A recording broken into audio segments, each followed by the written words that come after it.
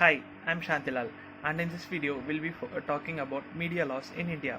So, in general, media laws are a set of legal frameworks, rules, and regulations that govern and that are that's the primary main function of those are to govern various forms of media in the society. So, the media laws in India perform a wide array of functions in India, whereas because since in the 21st century, media and internet has been playing a major role in our lives. It is important for the nation to secure or to govern what information is being published in that media. So there comes the media laws in India. Initially, historically, the media laws originated as a need to govern the publishing of articles in newspaper as well as TVs. But as the days passes, with the introduction of social media, etc., the media laws prove much more in need than previous. So um, uh, and in this video we'll be specifically focusing on media ethics. So moving on to media ethics, uh, why do we need ethics? So media ethics are an important aspect of media laws in India, where it is based on these ethics the entire media laws in India are framed upon. So what are ethics and why do we need them? Ethics are a set of, what to say, let's say, professional rules of conduct, which are supposed to maintain the good conduct of the media publishing agency or an organization. So these media ethics prove vital in securing false information from being published.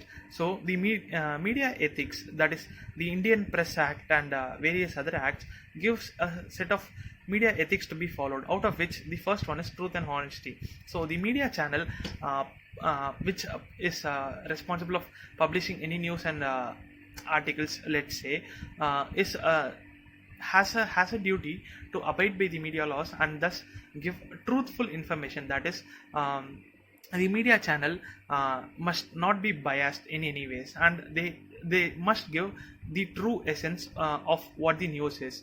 And secondly, the media channels are not supposed to alter the news in any way. And this is regarding truthfulness. And in case of honesty, there are some channels which twist the news in favor of some political parties per se, like as an example. And some media channels that are out there are biased. So another ethics of media channels are to be unbiased. There are many ethics. In this video we'll be focusing on the main ethics. And moving on to the next one, media channels must be independent. So media channels that is in the essence the news channels and the channels or the newspapers, etc., which give news to the public, must not be biased and must be independent. So these media organizations must follow their own ideologies and must not be influenced by any other organization or a political body, which will prove harmful for the society as well as the people. And uh, accountability, when it comes to press and media, accountability is also another major issue. So what is media without trust? So accountability is what makes people to trust these medias. So in case of any false news or false information is accidentally or in some cases voluntarily published, that media channel must be accountable for what it publishes. So and such information, if published, the media channel must apologize or take remedial action to remove such false informations published.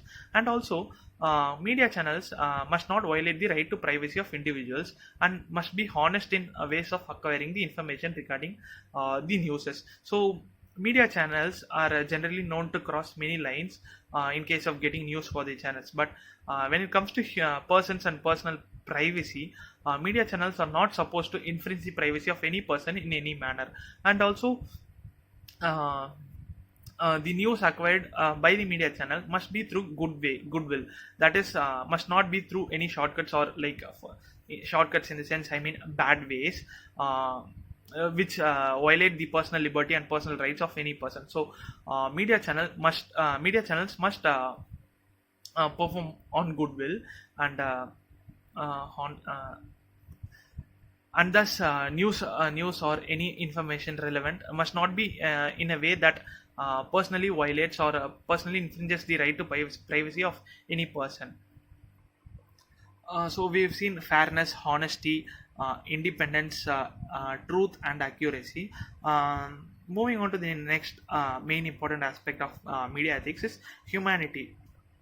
So, what we term humanity is that sometimes news regarding to a persons may prove what to say hurtful to those persons. So, thus, media channels must be humane in publishing their news in their channels or news medium.